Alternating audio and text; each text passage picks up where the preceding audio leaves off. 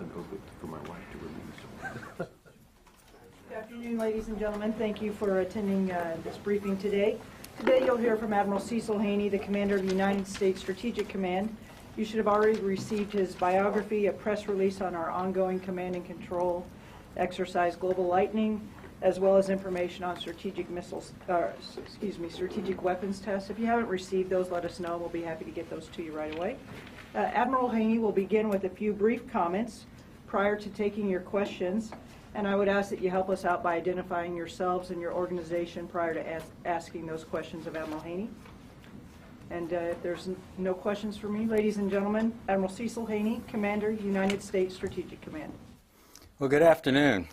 It's a pleasure to be here, and I want to thank you all for your coverage of defense and your role, quite frankly, in telling the American public about their military and the world about the brave men and women who serve.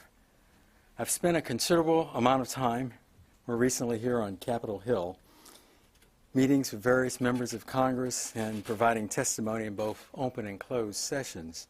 And while it's an important part of my job, I will say I am not unhappy.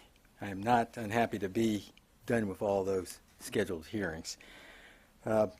I thought it would be helpful if I highlighted a couple of focus areas, in particular, Strategic Command's role in the context of the global security environment, and, of course, my budget priorities.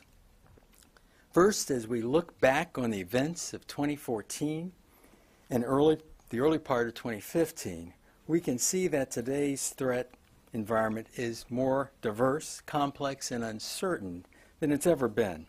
Against a backdrop of global security environment laden with multiple actors operating across multiple domains, from under the sea to geosynchronous orbit, you have U.S. Strategic Command focused on addressing existential threats and preserving our democratic values and way of life.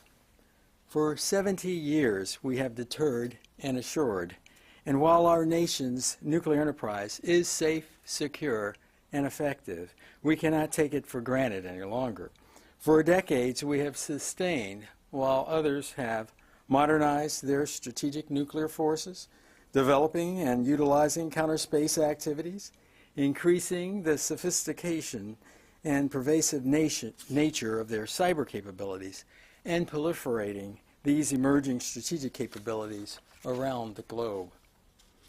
You all know Russia is modernizing both their nuclear triad and associated industrial base, and President Putin continues his provocative actions, such as demonstrating nuclear capabilities during the Ukraine crisis, penetrating U.S. and allied air defense identification zones with long-range strategic aircraft flights, and violating the INF Treaty.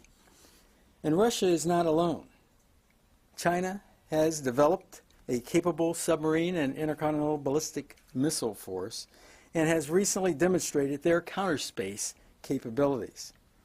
North Korea claims to have possession of a miniaturized warhead and frequently parades their KN-08 nuclear-capable ballistic missile, and Iran recently launched a space vehicle that could be used as a long-range strike platform. While strategic deterrence today is underpinned and reinforced by our nuclear capabilities, it is more than nuclear. It also includes space, a contested, congested, and competitive environment, and cyberspace, where intrusions around the globe are also increasing at an unprecedented and alarming rate. The President's budget for 2016 strikes a responsible balance between national priorities and fiscal realities, and it supports my mission requirements, but leaves no margin to absorb new risks. As a nation, we cannot simply afford to underfund our strategic capabilities. Any cuts to the President's budget, including those imposed by sequestration, will hamper our ability to sustain and modernize our joint military forces and put us at real risk of making our nation less secure and able to address future threats. I will conclude by saying, I can't do this alone. No combatant commander can do it all. It requires us all to work together, It's part of our whole of government effort so that we can provide the nation with the requisite capability for our national security. Finally, I'm proud to lead the outstanding servicemen and women, as well as the civilian workforce of U.S. Strategic Command. We remain ready, agile, and effective, deterring strategic attack, assuring our allies and partners, and addressing a diverse, complex, and uncertain world. Thank you for your time, and I look forward to your questions. Bob. Admiral Bob Burns from Associated Press. So a question for you about the nuclear reviews that Secretary Hagel completed last year, and one of the changes that he ordered, as you know, is to elevate the Global Strike Command from a 3-star general to a 4-star. And the 4-star general who's been nominated has no strategic nuclear background, and not making any comment on his qualification, but I'm just wondering if you could, what does this say about the shallow bench of general officers in the ICBM field today, and is it going to have the same impact that you had intended it to elevate it to a 4-star position? I would say absolutely yes. The strategic deterrent enterprise reviews we had in 2014 were important to me because, number one, it showed the importance of this particular area, the importance of having a safe, secure, and effective strategic deterrence and through that whole process. And quite frankly, it did everything from an internal, external, and bottoms-up review to really look at it holistically. It is about leadership, and quite frankly, I'm pretty proud of the leaders I have today and the leaders I'll have in the future associated with this part of our national security apparatus. My point being the fact that there are apparently no 4-star generals are qualified for the job. Well, Bob, I'm not going to get into questioning the leadership. I'm really, quite frankly, thankful for the leadership, and I know a lot of scrutiny goes on in terms of what leaders, the Air Force, the Navy, the other services provide our apparatus. We're a joint military force, and each of those leaders bring their joint military experience to what I need in terms of running this nuclear deterrent enterprise. Admiral, Please. Jamie McIntyre with Al Jazeera America. You mentioned in your opening comments that North Korea has claimed to have miniaturized some elements of its program. You made reference to that in your testimony about the belief. Can you help us understand does North Korea have a nuclear warhead it can put on a missile at this point? What's your best knowledge about that? Well, as you have mentioned and as I stated, they claim they have miniaturized a nuclear warhead. And just that statement in itself is very important and cannot be ignored. At the same time, they have demonstrated, as I mentioned, by launching various associated rockets as well as their space launch vehicle during the time frame here. And they paraded this intercontinental ballistic missile called the KN-08 around and clearly put that on demonstration. As of yet, I don't see any tests yet that associated with this miniaturized claim, but as a combatant commander, as Commander of U.S. Strategic Command, it's a threat that we cannot ignore as a country. Does deterrence have any effect on North Korea? Absolutely. The fact that we have a safe, secure, and credible strategic capability does have an impact, and it's something that any nation state, any adversary that would think they could escalate their way out of a conflict has to think about. Phil? Admiral Phil Ewing with Politico. On your comments about the threat to space and the threat in space, how urgent is that? Is that something that's right around the corner? Is it 5 years down the line? And is the United States doing enough to prepare to defend military and civilian spacecraft against these potential dangers? The threat in space, I fundamentally believe, is a real one. It's been demonstrated. First in 2007, as we watched, quite frankly, with astonishment, as the Chinese launched their anti-satellite kill vehicle up in space and created just thousands and thousands of pieces of debris that we are confronted with even today. They've repeated this kind of test in last summer, and during that test, fortunately, they did not do a hit-to-kill kind of thing, and as a result, that's good because we didn't end up with more debris. But as a result, you know, there's a debris problem up there, but just seeing the nature of these types of activities show how committed they are to a counter space campaign. So we have to be ready for any campaign that extends its way into space. What does being ready mean? Does it mean new systems, new sensors? How do you take the need to be ready forward in terms of programs? In terms of programs, first and foremost, we have to be able to really recognize what's going on in outer space. And this is what we call the space situational awareness programs. And this program has to be more than just cataloging things, but really being able to monitor and attribute any mischief that is detected in space. Additionally, we have to have, and we're working toward, resiliency both in how we operate, resiliency in designs, resiliency in how we work with our international partners, and what have you in that regard. And, in fact, other mechanisms associated with space protection. And I won't get any further details there because going further than that, it's pretty classified. Just one other quick follow-up. What do you think the future of Cyber Command should be? Should it be its own separate standalone combatant command? Well, as you know, Phil, U.S. Cyber Command is a sub-unified command that works for me today. Admiral Mike Rogers, I consider my battle buddy. We work very closely in terms of dealing with the threats we have in cyber today. I don't impede his operations on a day-to-day basis, but when it comes strategically, we are linked together. My priorities today, quite frankly, is that we work to build up our cyberspace capabilities and capacities as a priority. And I think if Mike Rogers was in the room, he would tell you that's a priority for him as well. Where this goes in the future, as we develop more and more cyberspace capabilities, I won't speculate here. We'll see how it occurs. But when you look at, and as I mentioned, it's very important as a joint military force that we work together. We work together to solve the problems today and work together for solutions in the future. And that's exactly what Mike Rogers and I are doing today. Yes, please. James Drew from Inside the Air Force. There's plenty of people in Washington who don't want to fund nuclear modernisation. Could you do without, say, a new ICBM or a new cruise missile?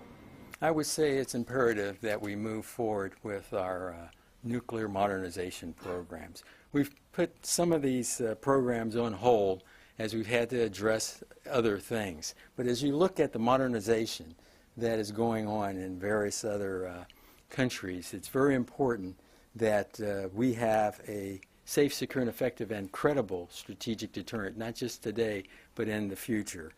When President Obama made his speech in Prague, he announced the fact, and it's something I truly believe in, I would like to have a world free of nuclear weapons.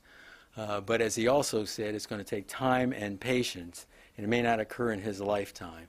So this is an area, as we have seen other nation states invest in, it's important to us for deterrence, it's important to us for assurance going forward, because we do not want other nations building more and more nuclear capability. Are these weapons popping out that you have at the moment? When you say weapons, when I look at our strategic deterrent, it's more than weapons. It's our warning system. It's our National Nuclear Command and Control and Communications capability, our platforms, all the way to the weapons. So we have platform modernization that we have to get to. For example, the Ohio replacement program, very important to me that we not delay that any further, or we will have gaps. So that's just one example. Thank you. Bob? How many nuclear weapons does the United States have? How many does it need? Well, I would focus it more of where we're going with the New START Treaty in terms of 2018, which isn't that far away. We've agreed to go down to 50 operational nuclear warheads. And quite frankly, I'm very proud of the overall reduction we have had over time. When you look back just a few decades, how many we had and what we have today, we want to have a safe, secure, and effective and a meaningful nuclear deterrent going forward. Well, could it do that and still be lower than those levels? I would just say, as we go further in terms of arms control agreements, going lower, we just need to make sure we have verifiable means, not unilateral, and that we approach this, quite frankly, in a deliberate fashion, as we've done our other arms control agreements. Barbara? Admiral, can I take you back to Iran for a minute? Right now that they have achieved a long-range, albeit space launch, what's your assessment? Could they launch a missile that could hit the United States, number one? How soon could they do that in your estimation? And second, the current negotiations with Iran about their nuclear program, as you look at that, is that negotiation, if it is successful, enough for you to believe it's a sufficient deterrent to Iran having a full nuclear capability with a miniaturized warhead and a delivery system? Well, I would say first and foremost, as we work deterrence at large, it's a whole of government approach to the problem. And I think you are aware of that. I am not going to get into the work that's ongoing right now. I think that would be too speculative, and I'll allow the folks in the National Security Council and the Department of State work that particular problem. I will say, as you have articulated, the business of seeing Iran work to understand and be able to launch things in space is part of that physics problem, and that's why we have our missile defense system. And it's designed in order to take on those kinds of threats, both from Iran and North Korea. And we are continuing to work that system so that it can be ready in time. Does Iran have a long-range missile that could hit the United States? At this point in time, I would say Iran has worked on their capability, and to date they've only demonstrated their ability to go in space, and I'll leave it at that. Ma'am. Thank you. I'm Jane Park with Korean and U.S. News. You say that the North Korea nuclear capability ballistic missiles they have, but do you think South Korea needs strategically a THAAD system against the North Korean high-level missile threat? If I understand your question, and perhaps I'll paraphrase it a bit here, is how concerned am I associated with the Republic of Korea, South Korea's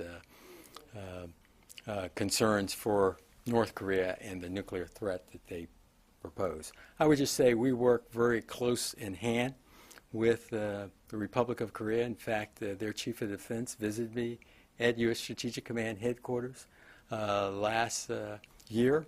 And we had great discussions there, Admiral Che, associated with what U.S. Strategic Command has overall in our concept of operations for strategic deterrence and assurance. And so we work very closely, clearly, with U.S. Pacific Command and U.S. Forces Korea. So my question is, do you think South Korea needs a THAAD system against the North Korean missile threat? I still... THAAD. South Korea needs the THAAD. Oh, the THAAD system. I know that there are some discussions that are going on with THAAD today. I'm not going to get in front of those discussions. I think South Korea has to determine what it needs. They're a great partner that we have worked with in multiple dimensions, and will continue to do so. The Joint Chief of Staff, the General Dempsey, will visit South Korea this week, about Thursday. What is the official agenda between South Korea and United States? Will they talking about the THAAD? Well, I won't get into what Chairman Dempsey is going to talk about with his agenda. That's his agenda, and we'll let that unfold, and I'm sure you'll hear more about it. Yes, sir. Jim Minishikawa with Kyodo News. I'd like to follow up a little bit more about your statement on the North Korean capability of miniaturized warhead. So you stated the service committee that we think they already miniaturized some of that capability. So is it your assessment that North Korea is now posing more threat to the region or the U.S.? Well, I would just say, first and foremost, North Korea has been very provocative in what they have stated that they would do when you look at over the last couple of years of activity. They have conducted 3 nuclear tests, so clearly their nuclear ambitions are not new news. They have claimed that they have miniaturized, as I've said before, they have claimed that they have miniaturized a nuclear warhead. And quite frankly, from my command, I have to assume so and think about that in terms of our deterrence assurance and associated response option. Just one more. Related to the war with the nuclear weapons, my understanding is that that is something that try to reduce the role of the nuclear weapons probably in future. But it also seems to be that it's trying to reduce your role. So have you ever felt any difficulty to keep your command morale every time high? In terms I work with some astute professionals, both there in Nebraska at headquarters, as well as the men and women that serve throughout the United States and beyond in the mission of deterrence and assurance, space, cyberspace, missile defense, intelligence, surveillance, and reconnaissance, in all of my mission areas. And I'm proud of each and every one of them, and I can tell you their morale is pretty high. These are individuals that come to work every day focused on the mission, and I'm astonished by the work that they do. David? You said that last summer's Chinese anti-satellite test was not a hit to kill. So what was it? Can you describe that test a little more and why you're concerned about it?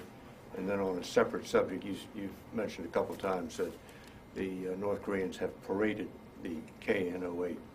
Do you consider the KN-08 an operational missile?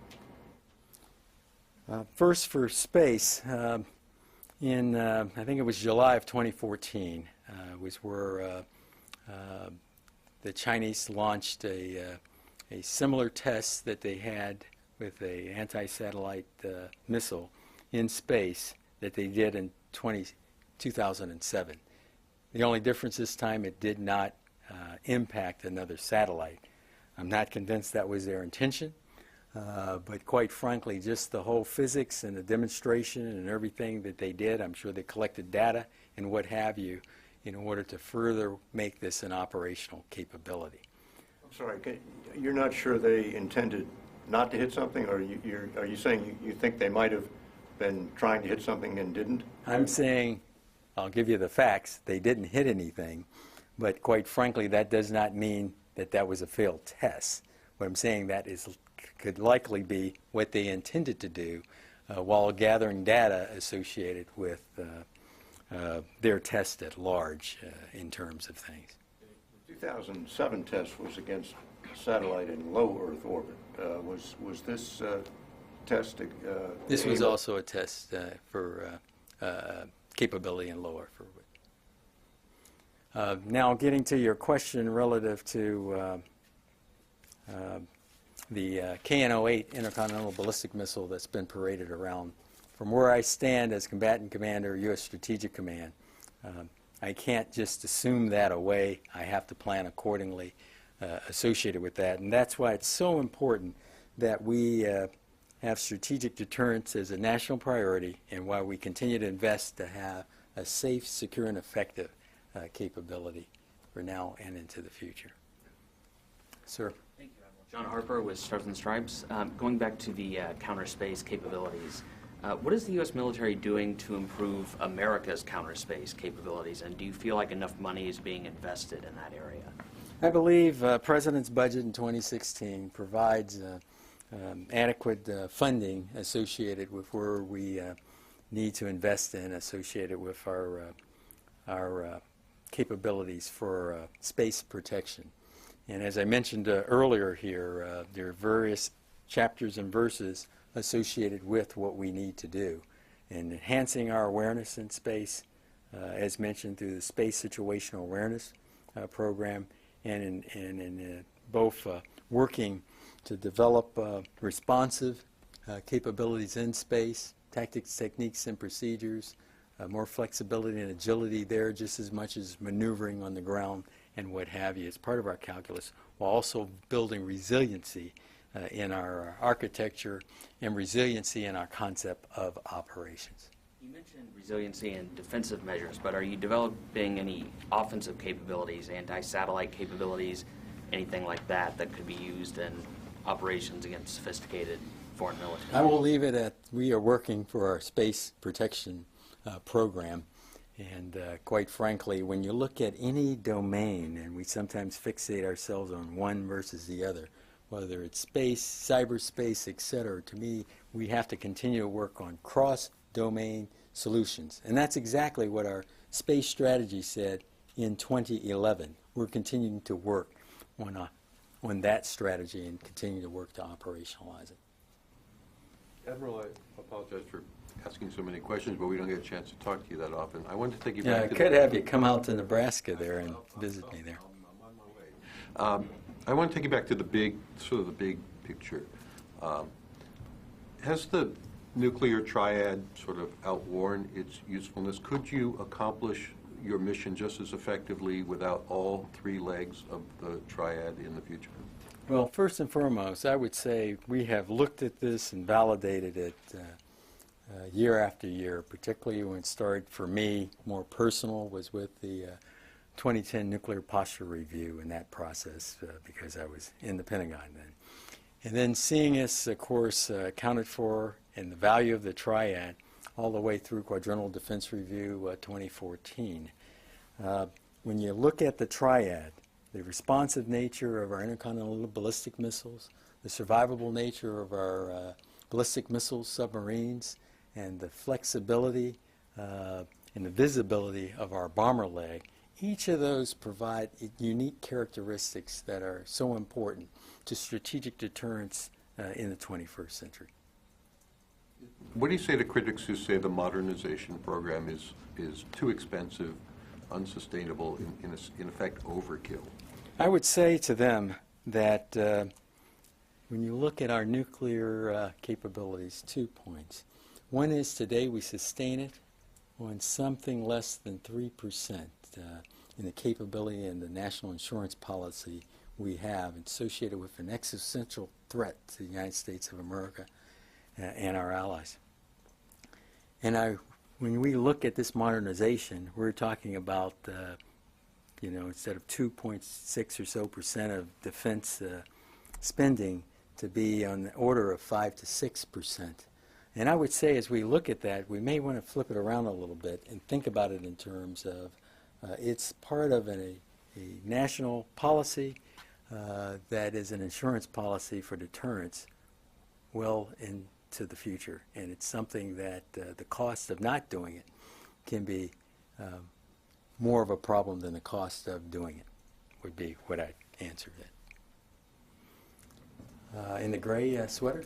Yes, Brian Everstein with Air Force Times. Yeah, You Brian. talked about morale in your command earlier, and I wanted to go back to one of the biggest stories from last year was morale among troops in the nuclear community, most specifically Air Force Missileers. And I was wondering, from your perspective, are you satisfied with the progress of the Air Force's Force Improvement Program on this? What changes sort of need to be done going ahead? Are there any more issues that really need to be addressed in the near term? Well, Brian, thank you for that question. I would say first and foremost, it's important that we continue to work on things. I wouldn't say I declare victory just because of the improvements we put in place in 2014. This is a business about, in order to have a safe, secure, and effective, is a continuum. So that requires the requisite and the right training. It requires the right readiness.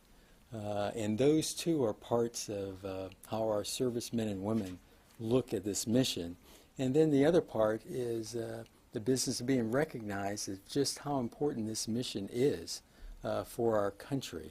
So as I've traveled around and visited the various bases that are what I call strategic warriors, whether they're in the missile fields, the submarines, or whether they're dealing with space or cyberspace, I find each of them today very excited about the mission that they're in. And I think it was Air Force Times that just recently had an article about how the morale has improved, the retention associated with some of the Air Force missileers. So I know you're paying attention to that business. Admiral, could I Yes. ask you again about the budget? You had a discussion last week on the Hill just about OCO not being a suitable replacement for stable base budget funding. You may get your money for 2016, but then after that, they might take some money out of the ground-based strategic deterrent for other priorities. How important is stability in the budget when it comes to your modernisation plan? Well, stability in the budget is important for defense at large and security for our nation. For my business, no different. Very important that we are able to plan more than 1 year and be able to have that outlook. Very important for our workforce as well as for our mission in terms of achieving the ends we ascribe to per our strategy. So being able to look at it year to year is very problematic, because when you look at these programs that take a while in order to get them built and in operation, even though they last a long time. I mean, the B-52 we're operating today, built in '62, will be out there all the way to 2040. Just one, the submarine program, very similar, built for 30 years, 42 years of service life. We have extended it. We can't extend it any further. But it requires stable, predictable funding, and that's the piece that we have to get better than where we are today. Number one, I would say we've got to have the President's budget, and then we've got to have a long-term view as we look at this type of spending. Last question. In the red tie. Admiral, going back to cyber for a second, can you describe the cyber capability of ISIS and whether they have the ability to conduct cyber attacks, and is there any evidence of that? Well, I think you have seen our outfits like ISIS and ISIL, various other organizations, as you look at the list of different cyber activities that have occurred. And clearly in the case of that group, being able to use it to recruit, use cyber to threaten, and those kind of things. So we see more and more sophistication associated with that. This is something that we look at very, very closely. U.S. Cyber Command, as well as our interagency team, are working this piece, and quite frankly, is looked at on a day-to-day basis. And the secure list that ISIS issued, is that evidence of sophistication from ISIS or perhaps something else? I would just say, they were, wherever they got that information, it didn't come from Department of Defense's networks.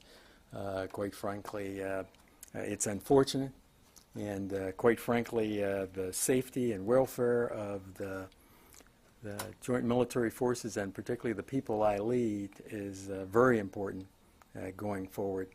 So we do have a campaign where we practice and train on operational security, but not just with the members, but also alert the families in terms of this business of using social media. Well, listen, I thank each and every one of you, as I did at the beginning of my opening statement, for covering national defense. I think it's very important. You are part of that connective tissue to not just our nation, but many nations at large, quite frankly, in our connected world we live in. And quite frankly, I really thank you for paying attention and saluting our joint military forces for the work that they do day in and day out for the safety and security of the United States of America. Thank you.